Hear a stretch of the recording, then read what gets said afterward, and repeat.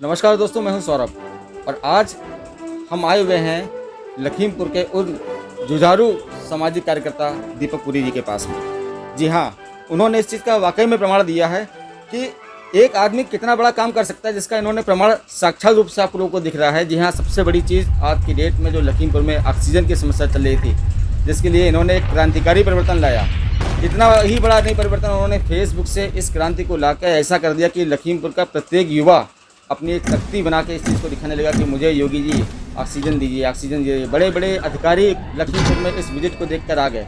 युवाओं में कितनी बड़ी शक्ति है। आने वाला परिदृश्य किस तरीके का होगा, इसको आप देख लीजिए कि सोशल मीडिया कितना दमदार है आज की डेट में। बहुत ही दुखद घटना हुई। आपकी माता जी, जो कि हमारे यहाँ पूर्व में चेयरमैन थी नगर पालिका, श्रीमती नीरू पुरी जी, उनका देहांत हो गया। और उसके बाद इस स्थिति को देखकर वो अपने को संभाल नहीं पाए। अपनी माँ के साथ साथ उन्होंने औरों की दशा को भी देख के वो सहन नहीं कर पाए और उस स्थिति में उन्होंने एक ऐसी क्रांति ला दी जिसमें युवाओं ने उनका भरपूर सहयोग किया। दीपक जी, आपका समग्र न्यूज़ में हार्दिक अभिनंदन।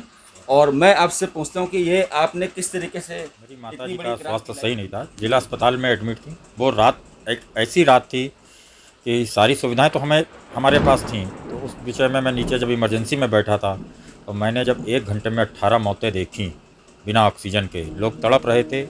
डॉक्टर और कर्मचारी स्वास्थ्य के करना चाह रहे थे, लेकिन उनके हाथ ऐसे बंधे थे कि वो कुछ कर नहीं पा रहे थे। कितने युवाओं को मैंने देखा। तब क्या मेरे मजबूरी थी उन डॉक्टरों के सामने?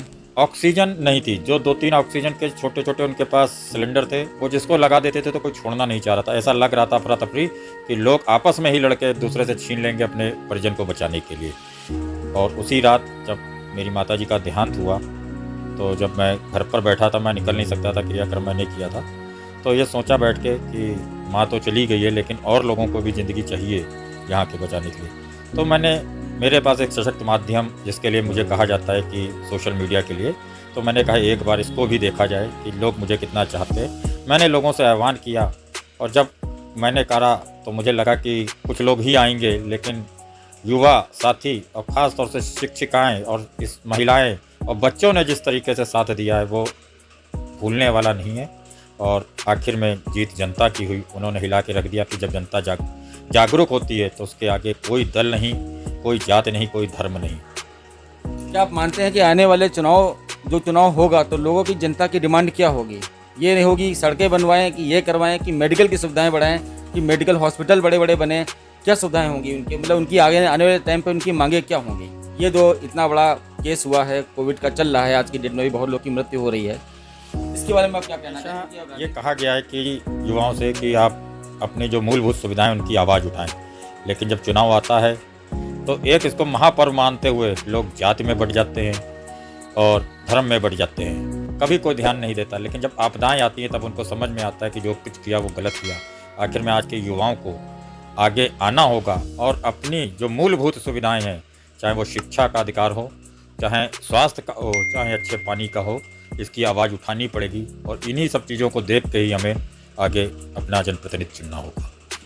बहुत बहुत धन्यवाद। ये हैं दीपक जी, जो कि युवा नेता हैं, युवा समाजसेवी हैं, जिन्होंने अपनी बात को बहुत अच्छे तरीके से कहा। और ये बिल्कुल फैक्ट है कि आने वाला समय इस चीज़ का होगा कि लोग, नेता विधायक पहुंचेंगे और वो कहेंगे कि आप कितने हॉस्पिटल बना रहे हैं, ऑक्सीजन की व्यवस्था क्या करा रहे हैं, सरकार के द्वारा दिए गए पैसे का व्यवस्था करके दीजिए। ये युवा ही परिवर्तन कर सकता है। मैं सौरभ मिश्रा।